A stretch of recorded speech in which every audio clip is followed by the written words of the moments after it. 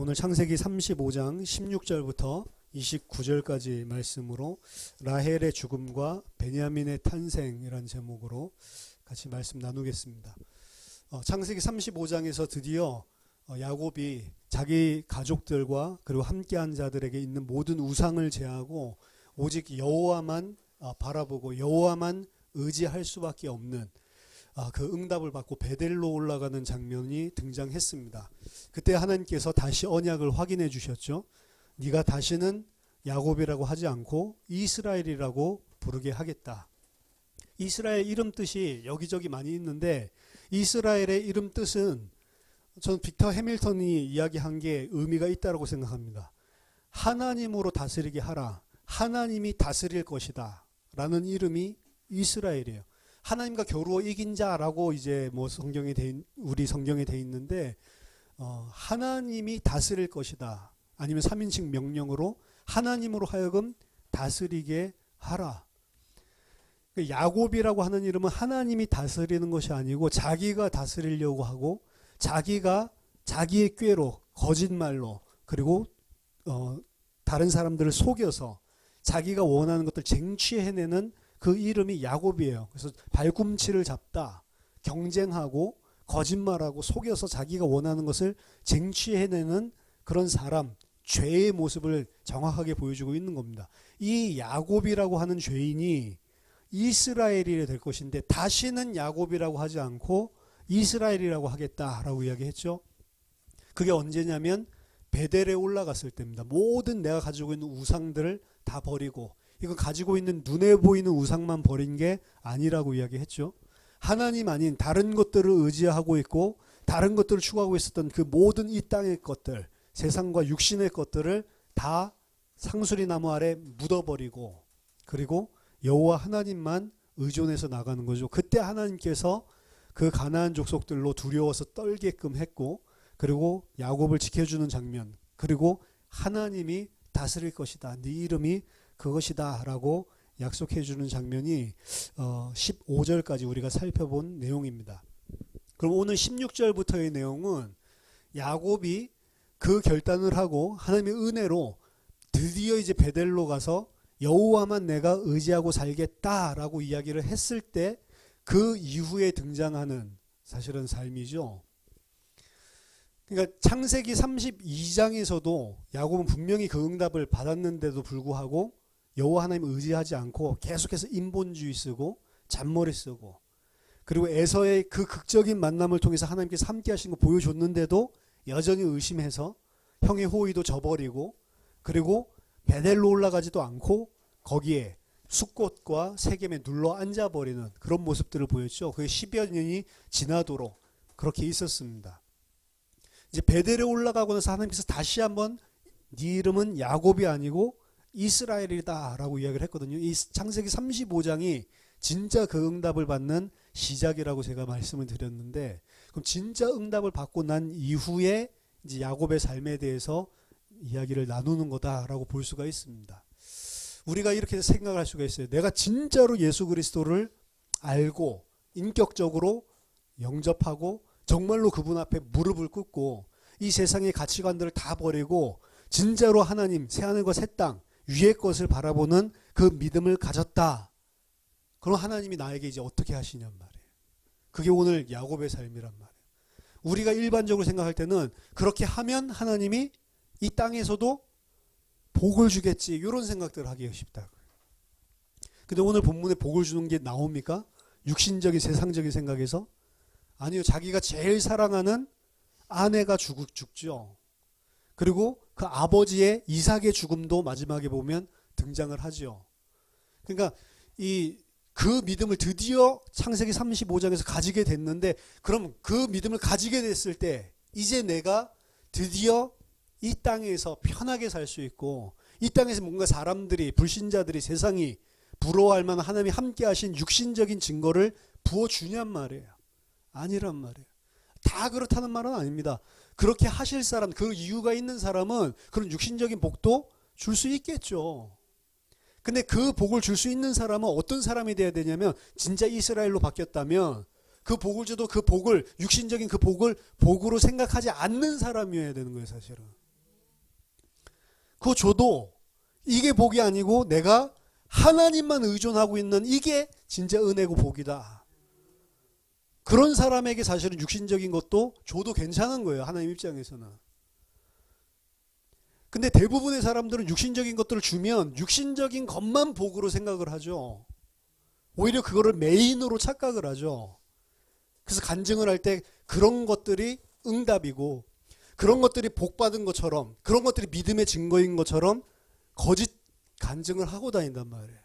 그러니까 하나님께서 진짜 하나님의 백성에게는 그런 것들을 안 줄 가능성이 더 높아지고, 왜? 우리 죄성 때문에. 우리 그렇게 생각하기 쉽거든요. 아무리 이렇게 이야기를 하지만 저도 로또가 갑자기 당첨되면 야, 하나님 우리 교회를 사랑하시는구나. 근데 우리 교회가 막 경제적으로 어려워가지고 이제 그 울산 교회 예배당마저 이제 있을 수 없고 보증금도 다 날려야 되고 문 폐쇄해야 된다 이러면 하나님 왜 함께하지 않지? 포커스가 어디에 있어요? 내가 세상적인 이 세상과 육신의 기준에서 잘 되면 아, 하나님 진짜 함께하는구나. 내가 하나님 백성이구나. 안 되면 아, 하나님 함께하지 않는구나. 내가 뭘 어떻게 해야 되지? 이렇게 생각을 한다고요. 이게 우리가 육신이 있는 동안에는 이런 성향이 우리를 계속 따라다닌단 말이에요. 근데 하나님이 원하는 건 그런 육신적인 것들에 치우친 게 아니고 땅을 바라보지 않고 위의 거를 바라보고 진짜 복과 은혜로 알 수 있는 사람, 그 사람들로 우리를 계속 인도해 나가시는 거죠. 그래서 창세기 35장 1절에서 15절 이후에 이때 하나님께서 씨와 땅에 대한 약속 주셨기 때문에 더 큰 복을 주시면 참 좋을 것 같은데 그게 아니고 바로 자기가 가장 사랑하는 라헬의 죽음이 등장을 하고 있는 겁니다. 자, 그들이 베델에서 길을 떠나 에브라스에 이르기까지 얼마간 거리를 둔 곳에서 라헬이 해산하게 되어 심히 고생하여, 굉장히 고생을 하죠. 자, 한 가지 이제 좀 생각해 볼 게 있습니다. 이 라헬이 해산하는 요 장면들, 베냐민이 탄생하는 요 장면들인데 우리가 창세기 32장에서 야곱이 천사와 씨름을 하다가, 그렇죠? 뼈가 위골됐다라고 이야기, 허벅지 뼈가 위골됐다라고 나오는데 그 허벅지 뼈가 아니라고 이야기했죠. 원래 본문은 고환이라고 이야기를 했죠.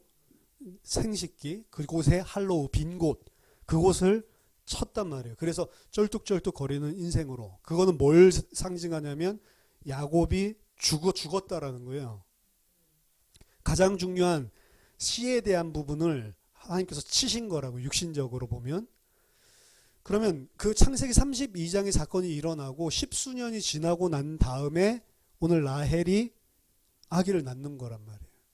그럼 창세기 32장에 의하면 내가 고자라니, 분명히 하나님이 치셨는데 자녀가 생겼죠.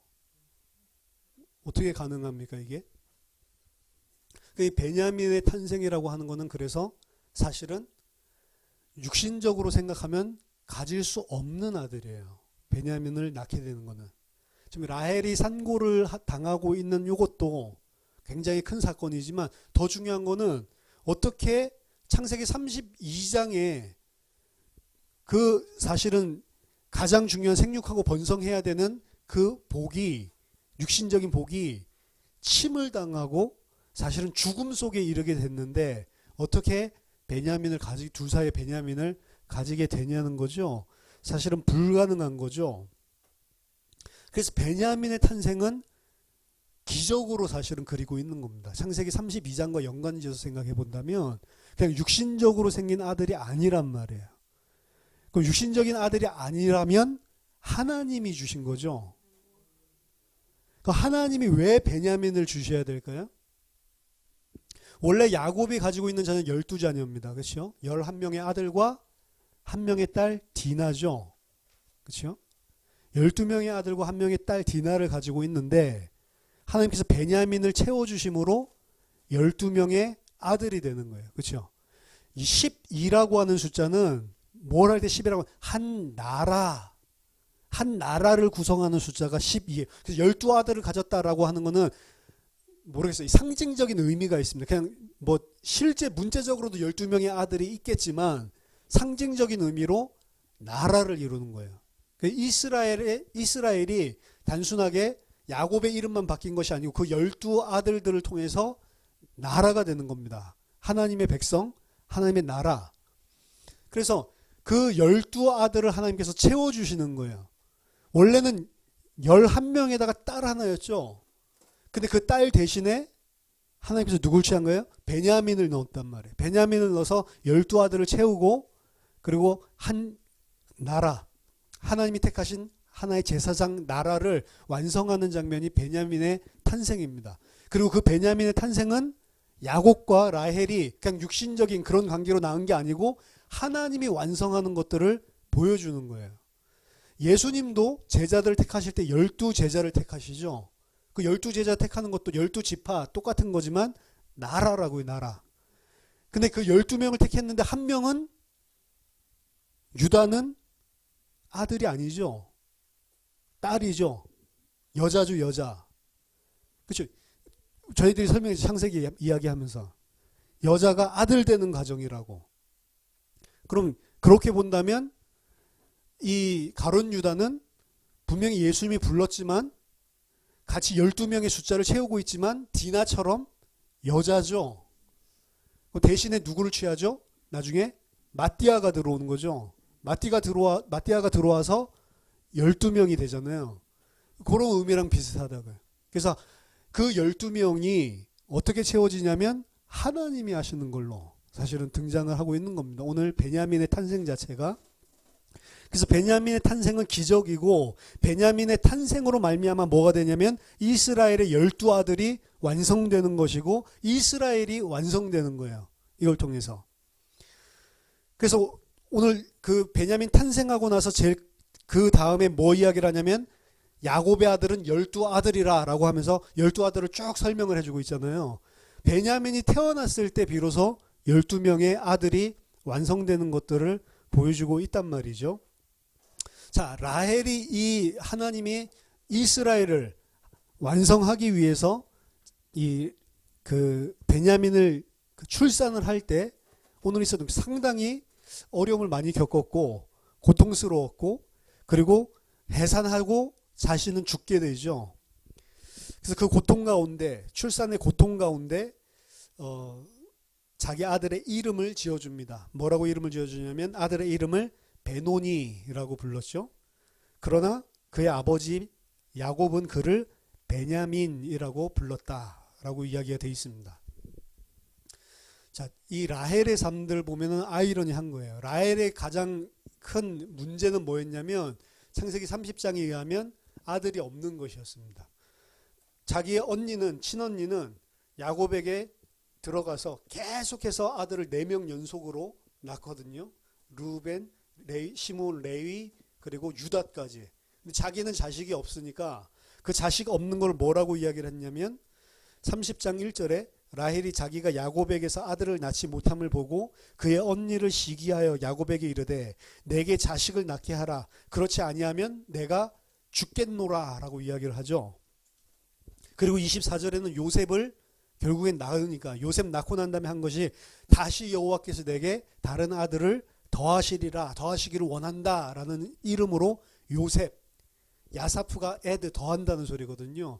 요셉이라는 이름은 또다시 내게 아들을 주세요 라는 그 이름이라고요.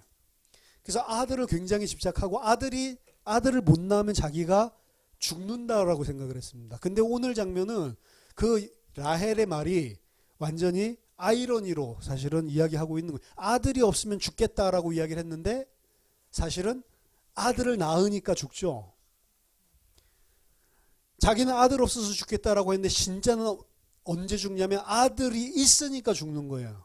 아들이 자기를 통해 태어나니까 아들은 생명을 가지고 태어났는데 자기는 죽어버리는 모습을 보여주고 있는 겁니다. 라헬의 생각은 뭐냐면 아들이 있으면 행복하겠다. 이 땅의 가치관이에요. 아들이 있으면 나는 행복하겠다. 그 아들이 없으면 나는 죽을 것 같다. 그렇죠? 그 육신적인 생각이라고. 라헬은 그래서 요셉을 얻고 나서도 또 아들이 하나 더 있으면 좋겠다. 그 아들이 없으면 죽을 것 같다. 그 가치관을 가지고 계속 살아가고 있었던 겁니다. 정말로 그 아들이 있으면 행복하냐라고 하는 거예요. 자기가 생각하는 방식으로. 아니죠. 진짜로 그 아들을 가졌는데 자기가 죽어버린다고. 그리고 그 아들이 태어났는데 그게 이스라엘, 하나님의 백성의 완성이란 말이에요. 이 라헬의 삶은 사실은 우리들의 그 신앙, 이 하나님의 백성들이 구원에 대해서 사실 설명을 하고 있는 겁니다. 어떻게 생각을 착각하냐면, 내가 예수를 믿으면 이 땅에서 라헬처럼 아들도 많이 낳고 잘 먹고 잘 살고 성공하고, 그렇게 예수 믿는 거를 착각을 한단 말이에요. 근데 진짜 예수 믿는 건 뭐예요? 진짜 예수를 믿는 거는 내가 죽는 거예요. 그때 뭐로 완성되냐면, 나는 죽고 아들이 태어나는, 아들이 생명을 가지게 되는 거예요. 그게 베냐민이거든요. 그래서 우리가 진짜 예수를 믿으면 이 세상의 가치관, 이 세상을 바라보는 모든 이생의 정욕, 육신의 정욕, 안목의 자랑, 이런 것들이 다 죽는 것입니다. 그러면서 아들로 태어나는, 아들로 완성되는 거예요. 그게 되지 않으면 사실은 구원 못 받은 거죠. 많은 사람들은 예수를 믿으면서도 뭔가를 얻어내는 걸로 착각을 합니다. 예수를 잘 믿으면, 그리고 내가 성장하면 뭔가 새로운 것들을, 뭔가 이 땅의 것들을 취하는 걸로 생각을 해요. 그 이 땅의 것이라고 하는 거는 육신적인 물질도 이 땅의 것이지만, 내 가치를 올려주는 뭔가를 채워주는 거를 내가 하나님의 백성 된다라고 착각을 한다고. 아니라니까요. 더더군다나 제가 봤을 때는 진리를 안다고 하는 사람일수록 그 진리를 안다라고 하는 그 지식 충족이 하나님 백성으로 성장한다고 착각하는 케이스가 많습니다. 아니라니까요. 그리고 성경을 갖다가 깊이 있게 이해를 하고 성경을 전부 다 이해하는 게 하나님 백성 되는 걸까요? 성경에 있는 내용들을 잘 모르면 하나님 백성이 안 돼요? 성경에 있는 내용을 갖다가 깊이 있게 알아가지고 풀어가지고 우리가 그걸 통해서 얻으려고 하는 목적지가 뭡니까? 목적지는 나를 부인하고 나는 죽고 내가 하나님의 아들로 살아나는 게 목적이지. 그럼 성경 안에 있는 어떤 본문을 갖다가 풀었다 못 풀었다에 의해서 그게 되는 게 아니란 말이에요. 그래서 저는 이제 그래서 여러 이제 메시지들을 참고를 하는데, 이거 하다 보니까 여러 메시지를 참고를 하는데, 요 지금 베냐민 요것도 있죠. 너무 다 끌어맞춰가지고 풀어놨어요. 제가 다음 36장 에서의 족보거든요. 대부분 그 설교도 안 합니다. 에서의 족보는. 근데 우리가 읽고 있는 그 웨스트민스터 신앙고백 거의 RC 스포로 뭐라고 이야기하죠? 성경은 강해하는 게 제일 좋다. 내가 원하는 본문 해가지고 하는 게 아니고 성경 자체를 강해하는 설교가 제일 좋은 것 같다. 본인의 의견이에요. 근데 성경을 강해할 때는 이 성경은 중요하고 저 성경은 중요한 게 아니고 전부 다 하나님이 우리에게 원하시는 뜻이 있어서 주는 것이기 때문에 내가 좀 안 중요하다고 생각해서 점프하지 말고 그냥 그 부분까지도 하는 게 순종이라는 거예요. 그럼 다음에 36장이죠. 제가 이거 참고하려고 찾아보니까 이거 설교한 사람들이 많지가 않아요. 왜 에돔의 그 족보, 그것도 좀 길어요?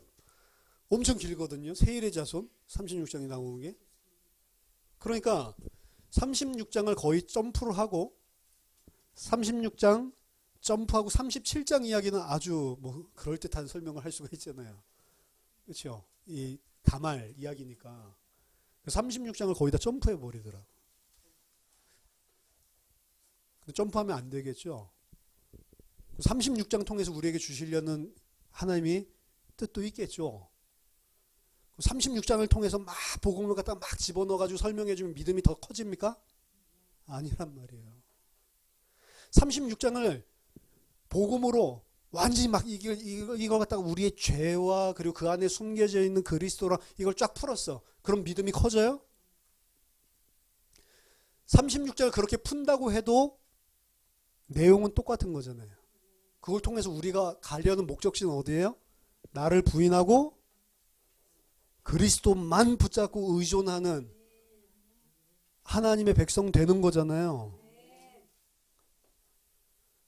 근데 우리는 내가 하나님 되려고 하기 때문에 그 자리로 가기 싫어한다고요.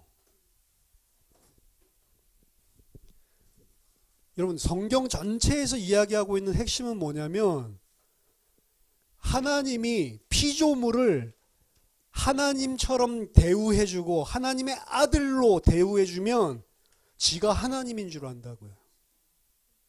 그걸 죄라고 한다고요.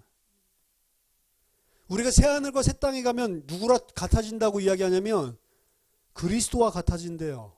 그리스도와 함께 면류관 쓰고 장자들의 총회라고 그랬죠. 그리스도만 맏아들이 아니고 옛날에는 잘못 알아가지고 그리스도가 우리의 큰 형, 그리고 뭐 바울은 작은 형, 뭐 이게 아니고 우리도 다 맏아들이란 말이에요. 우리도 다. 우리도 그리스도와 함께 왕노릇 한대요. 영원토록. 우리도 그리스도와 함께 면류관을 써요. 근데 그 면류관을 쓴 자들이 그리스도구나, 내가 하나님이구나 라고 해요? 하나님은 그리스도는 우리에게 그런 대우를 해주시고 우리를 하나로 해주는데 거기 있는 자들은 전부 다 뭘 알아요? 나는 그래도 피조물이라는 사실을 아는 사람들이 새하늘과 새 땅에 있는 거예요. 근데 아담 이야기를 보면 사람이 그래요? 하나님 대우해주면 지가 하나님 되려고 그러죠. 복음을 통해서 그리스도를 통해서 내가 하나님 되는 거 아니란 말이에요. 하나님이 나를 하나님처럼, 하나님의 아들처럼 대우해 주시지만 하나님의 백성은 창조주와 피조물의 격차를 분명히 알고 있는 사람이라고요. 그래서 순종하는 자입니다. 그리고 그 아무것도 아닌 자를 그렇게 대우해 주신 하나님의 은혜를 영원히 찬양하고 감사할 수 있는 그 사람들로 하나님께서 바꿔가신단 말이에요. 아담만 그런 게 아니고 사람은 하나님처럼 해주면 지가 하나님이라고 한다니까요. 그게 복음 아닙니다. 내가 하나님 되는 거 복음 아니란 말이에요. 피조물이라고. 먼지라고요. 진리를 알면 하나님이 돼요? 말도 안 되는 소리 하고 있어요. 그걸 보고 이단이라고 하는 거예요. 그걸 보고. 하나님께 끝까지 순종할 수 있는 자가 될 수 있냐? 근데 우리는 뭘 주면 안 돼요. 아까 전에 육신적인 복만 줘도 안 돼. 내가 먹고 살 거 있으면 하나님 의존 안 한다니까. 그러니까 의존한 자 만들려면 어떻게 해야 돼요? 하나님 주고 싶어도 뺏어가는 거예요. 그래서 가장 사랑하는, 이제 진짜 하나님만 의존하겠습니다 라고 결단하고 베델로 올라왔는데 가장 사랑하는 아내를 뺏어가는 겁니다. 그러면서 이스라엘을 완성시키는 거예요. 그래서 우리는 이 땅에서 계속 박탈당하고 이 땅에 내가 가지고 쥐고 있고 내가 의존하는 것을 계속 드러내서 하나님은 쳐나가시는 거예요. 그래서 우리를 어디로? 예수님이랑 똑같아요. 우리를 그 십자가로 나의 정과 탐욕과 나의 모든 것들을 다 못 받게 만들고 죽이는 겁니다, 사실은. 그래서 그게 아니고 오직 하나님만이 나에게 생명을 줄 수 있다는 사실을 아는 사람들로 만들어가는 거예요. 그걸 보고 믿음이라고 하는 겁니다. 근데 우리가 그 믿음을 가질 수 없기 때문에 하나님이 계속 끌고 가서 만들기 때문에 그 믿음도 은혜로 준다라고 하는 거예요. 은혜로 준다라고 하는 건 안 믿어졌던 게 믿어지는 게 아닙니다. 우리가 믿을 때 보세요. 말씀 속에서 딱 깨달음이 오면 내가 내 의지를 가지고 결단을 해서 이제부터는 믿겠습니다라고 내가 고백을 한다고요. 그러니까 내가 했다라고 사람들이 착각을 하는 거예요. 내가 하는 거 맞다니까요. 근데 내가 스스로 그렇게 무릎 꿇고 고백할 수밖에 없게끔 하나님이 끌고 오셔서 그렇게 된 거라니까.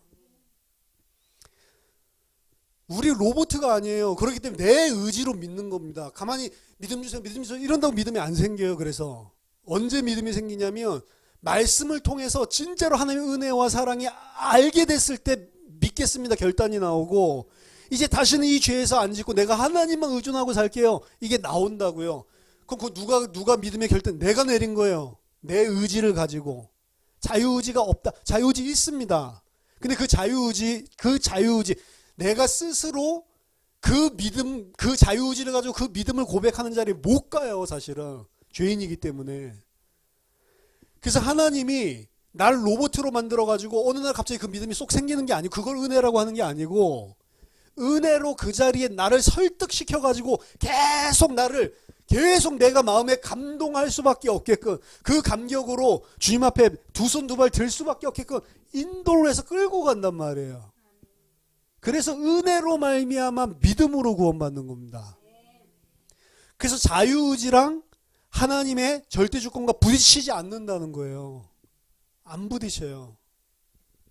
만약에 내가 강팍하다면 내가 강팍한 거고, 만약 내가 하나님께 무릎 꿇는다면 내가 무릎 꿇는 겁니다. 근데 알고 보니 나는 절대로 무릎 꿇을 수 없는 자기 때문에 하나님이 끌고 온 손길을 보게 된단 말이에요.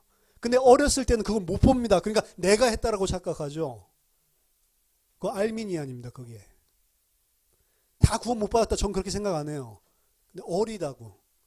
내가 했다라고 착각을 해.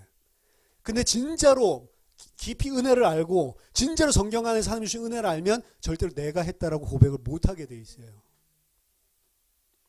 그래서 무슨 칼빈의 뭐 예정설은 그냥 아무것도 안 했는데 그냥 하나님이 택해놓고 구원했다. 그러니까 우리 자유의지나 내가 결단하고 무릎 꿇는 거나 이런 것들이 없다. 그런 게 아니라니까. 여기 부딪히는 그런 게 아니에요. 과정입니다, 사실은. 과정들을 통해서 어렸을 때는 육신으로 깨닫는 것도 있는 거예요. 그 시간표도 필요해요. 그 시간표 없으면 못 깨닫는다고.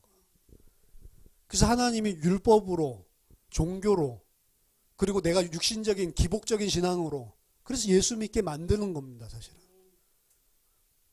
그런 게 예수 믿는 건 줄 알고 착각하고 예수 믿겠다고 나오는 거예요.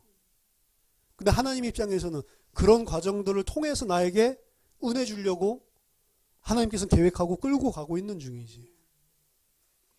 근데 계속 이 육신 어린아이, 계속 율법, 종교, 기복주의 계속 여기 안에 머물러 있어. 죽을 때까지. 그 사람은 뭐예요? 아니라는 거예요.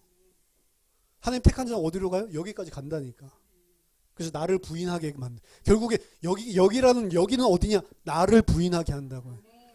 내가 결단하고, 내가 뭐 하나님 앞에 믿음을 갖다 고백, 내가 아니구나, 나이 나 된 건 하나님 은혜구나라는 쪽으로 끌고 간다고. 근데 끝까지 죽을 때까지 내가 잘해서 구원 받았고, 내가 결단해서 구원 받았고, 너희도 믿어가지고 결단하고 나처럼 잘 믿어. 이 사람은 바리새인이잖아요. 내 의잖아요. 그러고 죽었어. 최종적으로 보니까 그 사람은 아니랑 종교인이란 거예요. 그렇죠? 끝까지 몰라요, 우리는. 그래서 이 사람이 종교적인 신앙을 가지고 있다고 해서 그거 비난할 자격도 없어요. 나도 그 과정을 다 거쳐왔는데, 여러분 중에 안 거친 사람 있으세요? 다 그 과정 거쳐서 오는 건데, 그럼 나도 그 과정 다 거치고 온 사람인데 이 사람이 그 과정이 있다고 해서 저거는 못 깨달아서 그 말을 우리가 할 수가 있어요?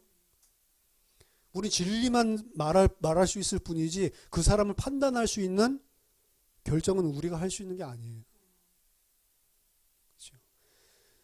근데 우리가 지식으로 은혜로 모르는 사람은 서면은 말로는, 왜? 성경에 다 나오니까 지식으로 하나님이 했다라고 하지만 자기가 봤을 때 좀 못 깨달은 사람들, 이런 사람들을 반드시 정죄하고 비판하죠. 이게 제가 이전에 세계복음화 한다고 막 다닐 때도 마찬가지고, 지금 무슨 진짜 이 복음 종교 이게 완전 다르구나, 이게 진리구나, 요거 아는 그런 은혜를 받았다라고 하는 사람들도 마찬가지예요. 전부 다 쥐가 한 줄 알아요. 그럼 뭘로 드러나냐? 정죄와 비판으로 나. 결국에는. 그리고 못 깨달은 사람들 보면 막 답답해하면서, 답답해하는 그 사랑 아닙니다. 답답해하는 척하면서 자기 깨달았다고, 자기는. 그거 자랑하고 있어요. 진짜 성령이 조명해서 자기 안에 보면 다 교만으로 자기 자신을 갖다가 드러내고 자기 가치 실현하는 쪽으로 가면서 그게 은혜라고 착각을 하고 있습니다. 아니라니까요. 진짜 진리를 알면 그렇게 할 수도 없어요. 복음으로 가는 그 여정들 가운데 아직 종교, 율법 가운데 있는 사람에게 손가락할 자격도 없다는 걸 알게 돼 있어요.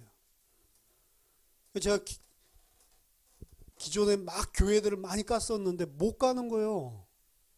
왜? 하나님이 하시는데 내가 뭔데? 넌 누구길래 남의 하인을 가지고 이래라 저래라 비판하고 자빠졌냔 말이에요. 그렇죠? 누군데 하나님이 주인이고 하나님의 종을 갖다가 하나님의 시간표에 따라서 하나님이 하시는데 왜 거기다가 너는 뭔데 비판하고 앉아있냐? 성경에서 이야기를 하죠. 아들로 이스라엘로 완성되는 그 베냐민의 탄생인데, 자, 라헬의 입장에서는, 여자의 입장에서는 그게 뭘로 보이냐면 벤오니로 보이는 거예요. 벤오니입니다. 정말 벤이란 건 아들이라는 소리거든요. 오니, 이게 오니라고 하는 게 과연 무슨 뜻이 의견이 분분한데, 벤오니라고 하는 거는 아들인데 어떤 아들이냐면 슬픔과 애곡의 아들이에요. 그러니까 이 라헬의 입장에서 보면 아들이 완성되어서 태어나는, 이스라엘이 완성되는, 이스라엘의 12아들이 완성되는 그 아들의 탄생이 라헬의 입장에서 보면 어떤 슬픔과 애곡의 아들이란 말이에요. 근데 야곱이 그 말을 바꿔놓죠. 야곱의 입장에서는 뭐라고 이야기하냐면 벤야민. 그 베냐민 이렇게 했는데 벤 아들 야민. 야민이라고 하는 거는 직설적으로 말하면 오른쪽입니다. 오른쪽. 벤야민. 오른쪽의 아들. 그 오른쪽의 아들. 정확하게 이야기하면. 그 오른쪽의 아들이 뭡니까? 예수님이 하늘에 올라가셨을 때 하나님 우편에 앉아 계시다라고 이야기를 하죠. 그 오른편의 아들이라고 하는 거는 하나님의 아들이에요.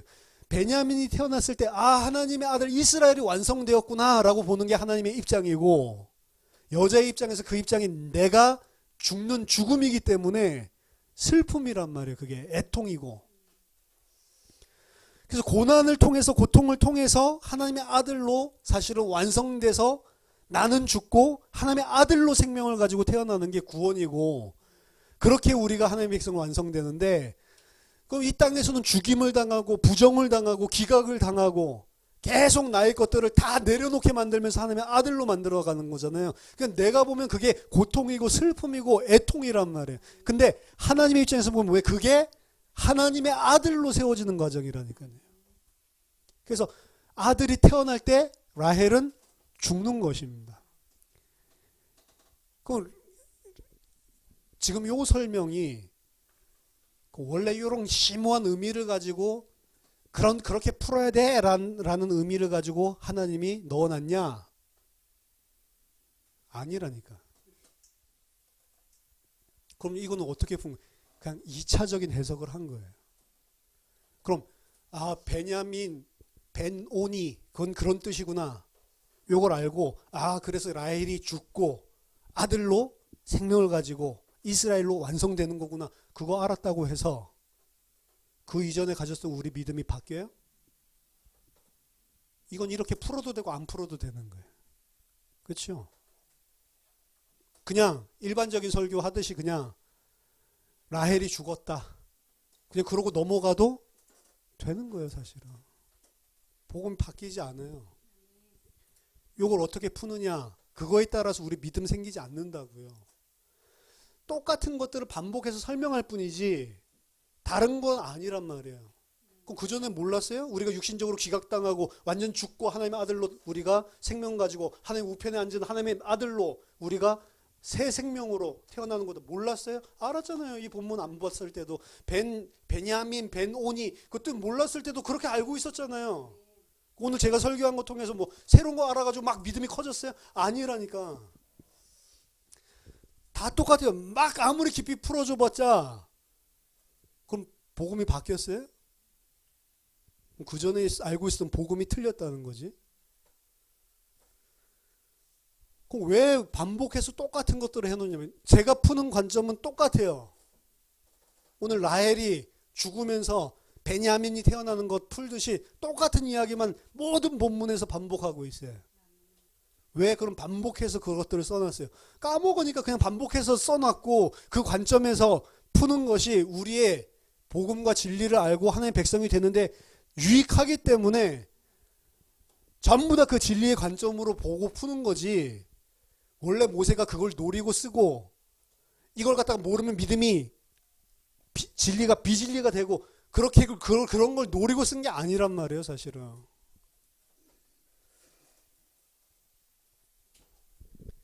라헬은 아들을 낳으면 행복할 거라고 생각했습니다. 육신적으로. 근데 아들을 낳았을 때, 진짜 아들을 낳았을 때 자기는 죽어버리는 겁니다. 진짜 하나님의 아들이 되고 우리가 하나님의 우편에 앉은 그 그리스도와 같은 하나님의 장자로 우리가 거듭나게 될 때 사실은 우리가 생각하는 육신적인 가치관에서의 행복, 그것은 오히려 빼앗기는 거예요. 박탈당하는 겁니다. 그래서 우리 하나님의 백성은 이 땅에서 죽임을 당한다라고 하는 거예요. 우리 사는 동안 계속 내 가치를 내세우는 것들을 계속 하나님은 기각을 합니다. 제가 오늘 우리 예배 드리기 전에 우리 청주 식구들이랑도 같이 이야기를 했는데 제가 웨스민스터에서 공부할 때 아침 8시부터 밤 11시까지 도시락도 딱 2개를 싸고 다녀요. 아내가 맨날 2개를 싸준다고 그러더라고요. 이 사람은 일도 안 해요. 교회에 가서 사역도 안 해. 그냥 공부만 해요. 성경 가지고 하루 종일. 언제 도서관에서 일어서는 딱 점심시간, 저녁시간. 그것도 나갈 때 시간 아낀다고 도시락 2개 싸와가지고. 대단하죠? 시험도 안 봐요, 이 사람. 왜냐? 학교 프로그램 등록된 사람이 아니기 때문에. 한국에서도 고대인가 나왔고요. 똑똑한 사람입니다. 그리고 웨스민스터에서도 석사 과정을 하던 분이셨고. 80년대에 들어와서 공부를 시작했는데 제가 갔을 때도 계속 공부하고 있는 거예요.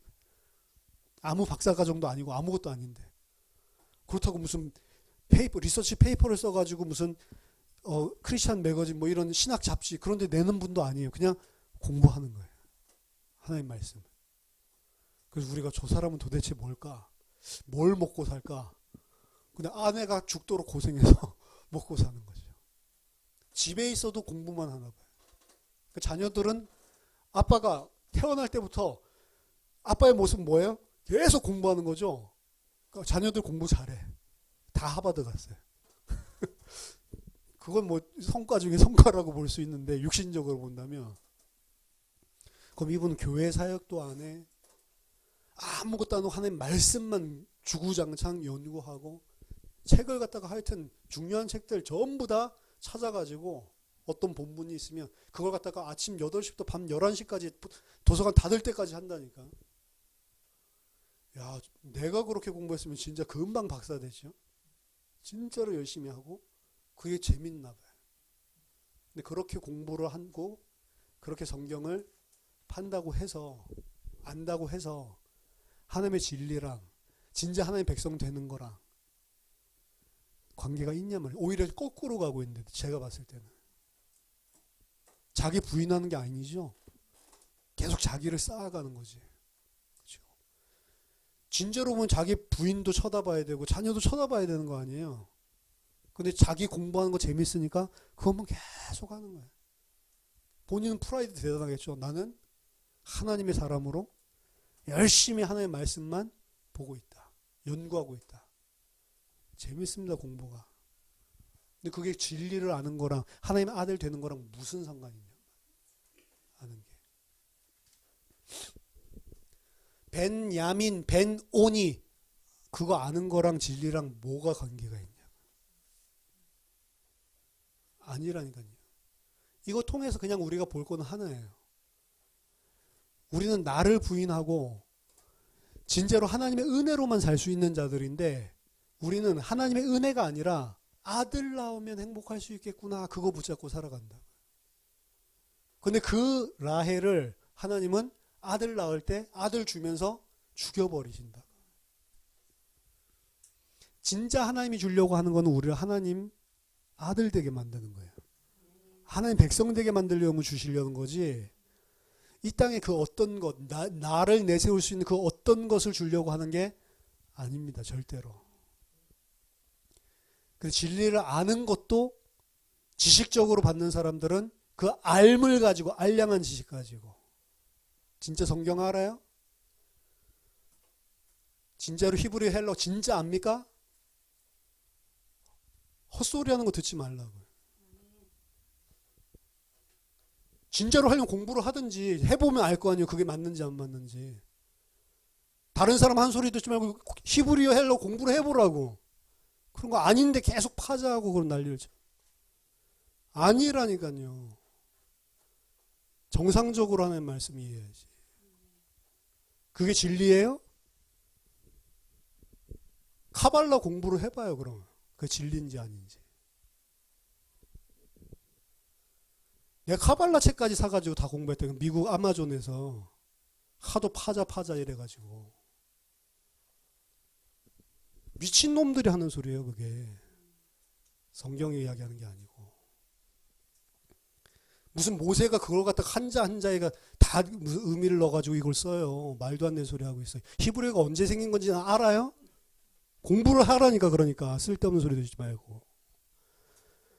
2000년 동안 없었던 게 갑자기 지금 나와가지고 그게 진리라고 한 거 전부 다 속임수라니까요. 신천지 이론대로라면 지금 자기네들 그 메시지 듣기 전까지는 아무도 구원 못 받아. 파자해가지고 무슨 베레시트가 중요하다. 그거 듣는 사람, 그 전에 있었던 사람들 전부 다 진리가 없었어요?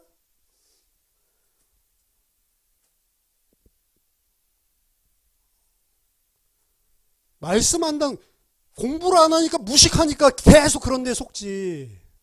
아이고. 공부 좀 하라니까요. 쓸데없는 소리 듣지 말고. 공부를 하려면 진짜 공부를 하라니까. 그런 건지 아닌지. 얼마나 무식한 소리인지 들으면 뻔히 보이는 거를 안 들리지. 그게 영의 소리예요? 영지주의야? 그렇게 하고도 몰라.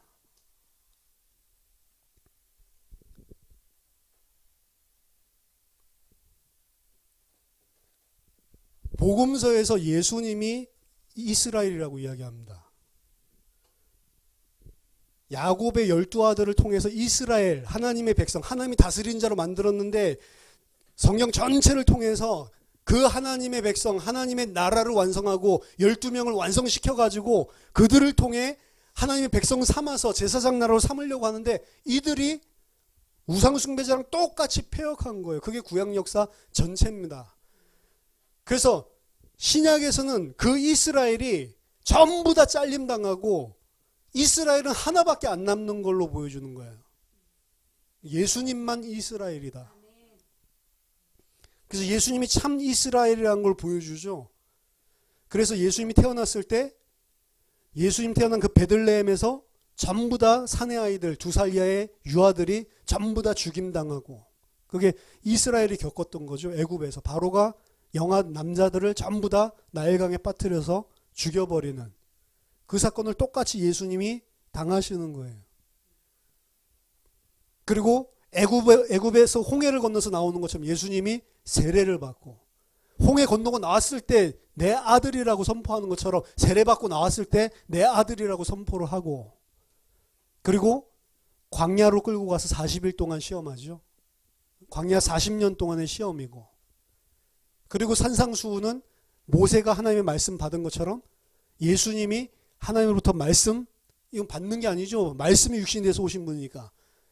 말씀을 제자들에게 이야기해 주는 거죠. 그게 구약에 있었던 이스라엘의 전체 그 발걸음들을 전부 다 예수님 안에서 성취돼 가는 거예요. 똑같이 이스라엘을 걸었던 그 발걸음이 예수님의 삶을 통해서 나타나는 것들을 복음서 기자들이 특히 마태복음에서 일부러 의식적으로 그렇게 그리면서 뭘 설명하려고 그러냐. 이스라엘은 구약의 이스라엘은 실패해서 참 이스라엘이 아니고 참 이스라엘은 예수님 한 분만 참 이스라엘이다. 요거 보여주려고 계속 이야기를 하고 있는 거라고요. 근데 그 참 이스라엘의 삶은 어땠습니까? 가짜 이스라엘은 뭘 추구했냐? 이 땅에서 자기네들 잘 먹고 잘 사는 것들을 추구하면서 살았다고.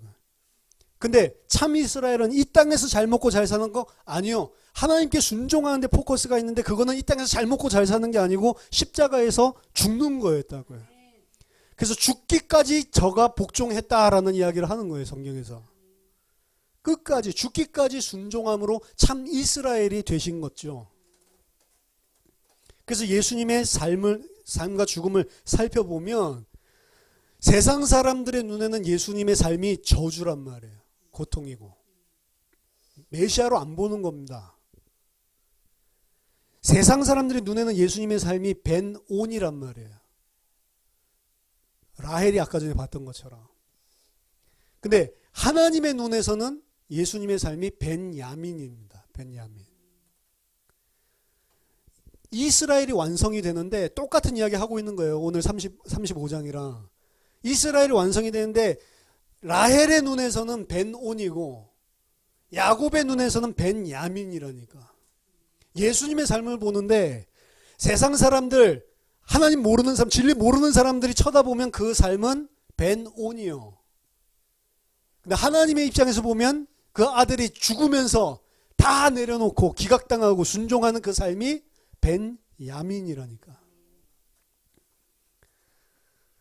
그래서 결국에는 예수 그리스도로 사실은 오늘 35장의 이야기가 완성이 되는 것입니다. 그리고 예수 안에 있는 자들은 그 기준을 똑같이 예수의 발자취를 그대로 따라가고 그 삶이 우리의 인생을 통해서 나타나는 거예요. 자, 오늘 본문에 보면 또 한 가지 큰 사건이 하나 더 있죠. 그건 뭐냐면 르우벤이 야곱의 첩이고 좀 전에 죽었던 라헬이 줬던 시종이죠. 빌하와 같이 잠자는, 동침하는 그런 장면이 등장을 합니다. 근데 그걸 야곱이 들었다라고 이야기를 하죠. 들었는데도 불구하고 야곱은 아무 반응을 안 하죠. 막 야곱이 만약에 창세기 34장에서 이런 거 발견됐으면 죽였을지도 몰라. 아무런 반응 자체를 안 하죠. 자, 빌하와 같이 잤다는 건 동침했다는 건 뭘 의미하냐? 강간한 게 아닙니다. 동침했다라고 하는 거는. 성경에 보면 그 아버지의 첩이랑 잠자는 것들이 여러 번 등장을 해요. 그러니까 사울 왕 때도 등장을 하고요. 그리고 이제 사울도 첩들이 많았거든요. 사울 첩들이 많이 있었는데 그 아브넬이라고 하는 그 명장이 있습니다. 용장이에요, 용장. 엄청 싸움 잘하는. 그 요압의 형제도 죽였죠. 그 아브넬이 사실은 힘이 세니까 뭘 하냐면 사울의 첩이랑 간음을 한다고. 그럼 뭘 이야기하는 거냐면 내가 사울보다 크다는 거예요. 그러니까 왕권을 갖다가 이 사람의 권위를 무너뜨리고 내가 그 권위보다 위에 있다라는 것들을 보여줄 때 일부러 그 첩이랑 같이 잠을 자는 거예요. 똑같은 게 다윗의 아들에게서도 나옵니다. 압살롬이 반역을 하죠. 압살롬 반역하고 나니까 아히도벨이 뭐 하라고 그러죠? 다윗의 첩들, 왕궁에 들어가서 10명의 첩들이 남아있으니까 그 첩들이랑 다 자라고 그러죠. 그 백주 대낮에 들어가가지고 다윗의 첩들이랑 잠자죠. 압살롬이 자기 아버지의 첩들이랑 잠다. 그 무슨 소리예요? 내가 다윗보다 위에 있다. 다윗이 왕이 아니고 이제 내가 왕이다. 그걸 내세울 때 성경에 보면 자기 생모 아닙니다. 첩이랑 잔다고요. 자기가 아버지. 그러면 이제 르우벤이 아버지 첩이랑 잤다고요. 그럼 무슨 소리예요? 르우벤이 내가 야곱 위에 서서 이제 가정의 리더다라고 하는 걸 주장하는 거죠. 그래서 무슨 성적인 막 이게 아니고 그걸 주장하고 하는 걸 보여주는 거예요. 이 르우벤이. 르우벤은 지금 이스라엘의 12지파 중에 맞이죠. 그래서 이스라엘이 완성됐는데 그 이스라엘의 모습이 어떤 모습으로 드러나냐면 이제 이스라엘이 완성되고 난 다음에 르우벤의 행동을 통해서 드러나는데 어떻게 생각해요? 이제 완성된 이스라엘로서 자기가 마지로서 이제 모든 전권을 가지고 이 가정을 통솔하는 리더의 자리에 서겠다라고 주장하고 나서는 거죠. 이스라엘이 완성되자마자 이 짓을 하고 나오는 거죠. 하나님이 르우벤을 49장에 보면 치십니다. 그렇죠? 그래서 르우벤은 육신적으로는 맞이지만 하나님 볼 때는 맞이가 아니죠. 그래서 거기서 사실은 끝장나는 거예요. 르우벤이 오늘 그 빌하와 잠을 자는 것들을 통해서 죄에 대해서 또다시 보여주고 있습니다. 하나님은 이스라엘을 완성시키셨는데 그냥 태어난 게 아니라고 그랬잖아요. 베냐민은 태어날 수 없는 아버지의 조건을 가지고 있는데 하나님이 완성시키셨는데 그 완성시킨 이스라엘의 모습이 당장 어떻게 드러나냐면 이스라엘이라는 이름 가지고 내 육신적인 세상적인 것들을 또 챙기는 방향으로 등장을 한단 말이에요. 막바로. 근데 그 르우벤의 모습을 보면서 야곱은 가만히 있습니다.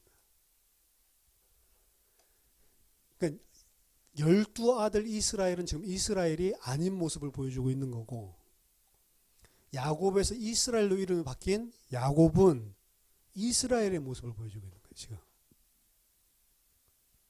야곱이 그 이야기를 들었는데도 거기에 대해서 아무런 가타부타 말 자체가 없죠. 이거는 짓밟으면 짓밟아라고 짓밟히고 있는 거예요. 아들한테. 그게 야곱입니다.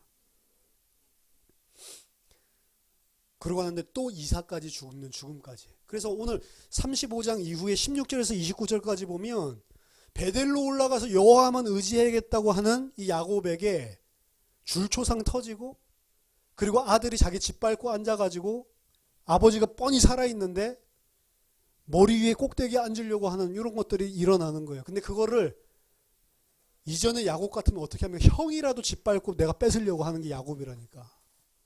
근데 아들이 그렇게 하는데도 가만히 있어요. 그냥. 얼마나 억울합니까? 우리 같으면 어떻게 해야 돼요? 르우벤을 귓방망이를 갖다가 이게 지금 너 죽으려고 작정했냐? 분명히 그렇게 해야 될 거 아니에요. 아무런 소리조차도 하지 않습니다. 그리고 완전히 가족들도 깔보는 거죠. 이 깔보는 게 어디서 생겼냐면 디나 사건 때부터 생긴 것 같아요. 레위랑 시므온도 그럼 우리 여동생을 갖다가 뭐 갈보 취급하는데 그거 갖다 가만히 두는 게 옳냐라고 막 썩내는 거에서 끝나죠. 거기에서도 야곱 아무 말도 못하죠. 가정에서의 시위도 완전히 바닥으로 쳐내려 앉았어요. 그게 하나님만 의존하는 사람의 삶으로 보여주고 있는 거예요. 멋있습니까? 이거 간증할 수 있어요? 이런 거 간증하면은 남편들이 예수 믿어야겠다 이런 마음 생기겠어요? 안 생기죠. 그렇죠? 근데 하나님이 그 자리로 우리를 계속 인도해 나가는 겁니다. 그리고 36장에 보면 에서 이야기가 등장하는 거예요. 에서는 복을 받아야 돼요, 안 받아야 돼요? 에서가 왜 울었죠? 하늘과 땅에 기름지고 하늘의 비 모든 축복을 누구에게 해줬어요? 야곱에게 해줬죠. 근데 에서의 삶을 보면 과연 이 땅에 기름지고 이 땅에 축복을 뺏겼냐? 아니란 말이에요. 야곱보다 더 잘 돼요, 사실은. 36장에 보면. 하나님의 백성이 돼간다고 하는 것은 내가 이 땅에서 무엇을 가졌다 안 가졌다 아무 상관이 없습니다. 오히려 이 땅의 것을 가지고 있는 자도 버려야 되는 거예요. 부자 청년이 예수님을 찾아왔을 때 너는 그 모든 것 다 내어 버리고 나를 쫓아오라, 나눠주고 나를 쫓아오라 했을 때 못하죠. 그 부자 청년이 못하는 이유는 돈이 너무 많고 그 돈이 자기의 인생이기 때문에 절대로 못 버리는 겁니다. 근데 부자만 그래요? 아니요, 가난한 사람도 부자라고요. 마음이, 영적으로. 돈 많은 사람만 이 돈에 잡히는 게 아니고 돈 많은 사람인데도 돈이 아니고 마음이 가난한 사람이 있고, 가난한데도 돈이 전부인 것처럼 부자인 사람이 있다니까. 진짜 부자는 절대로 천국 못 들어오는 거죠. 낙타가 바늘길을 통과해야 되니까. 그 부자는 영적으로 부자인 사람들. 이 땅에서 돈 많다고 그게 아니에요. 근데 돈 많은 사람이 부자일 가능성이 높아요. 돈 많은 사람은 그게 힘인 줄 착각하거든. 그러니까 육신적인 거랑 영적인 게 통해 있어요. 따로 분리되어 있지 않습니다. 가난한 사람은 어떻게 해요? 돈을 가지면 해결된다고 생각하지만 그 돈을 가지면 해결된다는 건 아직 부자야. 아직 그 사람은. 진짜로 가난해진 사람, 진짜로 돈 없는 사람은 자기 할 수 있는 힘 자체가 없는 사람은 하나님만 그냥 바라본다. 그 사람이 부자예요. 아니, 그 사람이 영적으로 가난한 사람. 근데 가난한 사람인데 돈 있어야 되겠다라고 막 발발발 거리는 사람, 그 사람 부자예요. 영적으로. 그게 억울한 거죠. 육신적으로 가난하고 영적으로 가난해야 맞는 건데 육신적으로 가난한데 영적으로는 계속 부자야. 억울하죠. 이 땅에서 잘 먹고 살지도 못하는데 부자라서 천국도 못 가. 어떤 사람 부자인데도 마음이 가난해가지고 천국으로 들어가는데 육신에 돈이 많고 적고가 아니고 진짜로 나를 부인하고 하나님의 은혜로만 내가 사는 자라고 할 수 있냔 말이에요. 그게 가난한 자라니까. 근데 우리가 진짜로 찢어지게 가난해야 사실은 그 고백이 나온다. 아닐 때는 계속 뭐예요? 내 붙잡고 있는 그걸 갖다가 하나님인 줄 안다.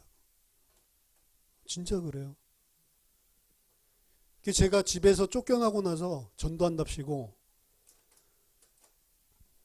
돈이 통장 안에 100만 원 정도 있는데 그거 있을 동안에는 하나님 의존하지 않아요. 하나님 왜 나를 쫓아냈는지도 몰라. 그거 가지고 나 혼자 먹으면 그러니까 옆에 사람 사주는 게 부담스러워서 혼자 먹을 수는 없잖아요. 다 거지인데.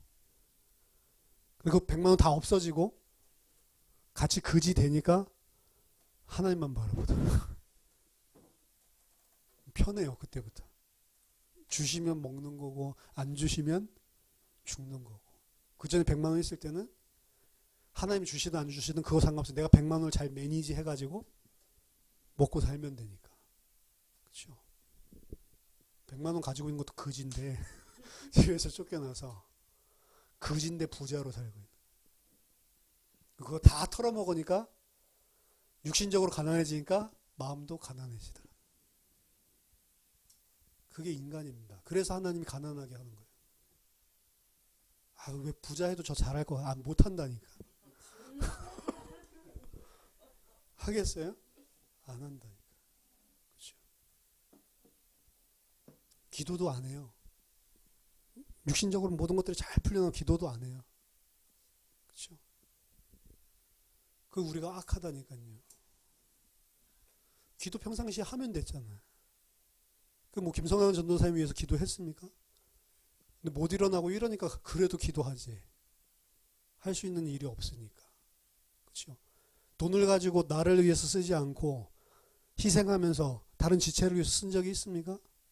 근데 이런 상황 생기니까 그냥 쓰는 거지. 사실은. 금식기도 한다고 뭐 이렇게 하고 있는데 금식기도 합니까? 살 빼려고 단식도 안 되는데? 금식기도 하는 게 중요한 게 아니라 금식기도 하면서 뭐 하자고 하는 거냐면 하나님만. 아니 금식기도 같은 거 안 해도 하나님 바라볼 수 있는데요. 근데 안 하잖아요.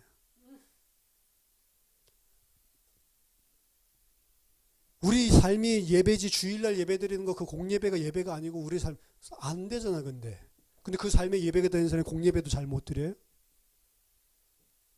공예배도 못 드리는데 나는 삶이 예배야?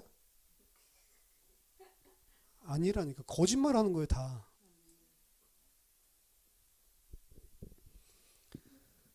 그래서 베델로 올라온 그 야곱의 삶을 우리에게 보여주시는 거예요. 그런데도 베델로 올라갈 거냐? 사실은. 베델로 올라가기 딱 질색이죠. 우리가 생각했던 그 베델이 아니야. 그렇죠.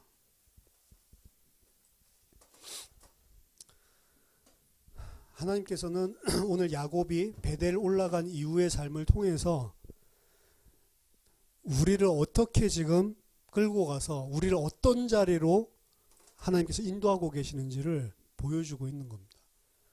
우리들에게 생기는 모든 일들을 통해서 하나님께서 뭘 지금 하고 계시는지, 굳이 이런 사건을 안 당해도 말씀을 통해서 우리에게 알게 하시고, 우리가 이런 사건들을 당했다면 그게 무슨 의미였는지를 보여주고, 그 안에서 어떤 반응을 했어야 됐는지를, 어떤 하나님의 아들이 되기를 원하시는지를 가르쳐 주시는 거예요. 근데 우리는 그런 것들도 모르고 마음이 부자로 이 세상의 것을, 육신적인 것을 라헬의 눈으로 고통을 갖다가 진짜 하나님의 아들이 되도록 하시는구나 라기보다는 그냥 라헬의 눈으로 해결해야 될 슬픔과 고통으로만 보고, 그거 해결되면 하나님이 축복해주고 응답해 주셨다고 해서 착각을 하고, 그거 해결 안 되면 하나님 왜 나에게 이러시지? 그게 우리들이었다.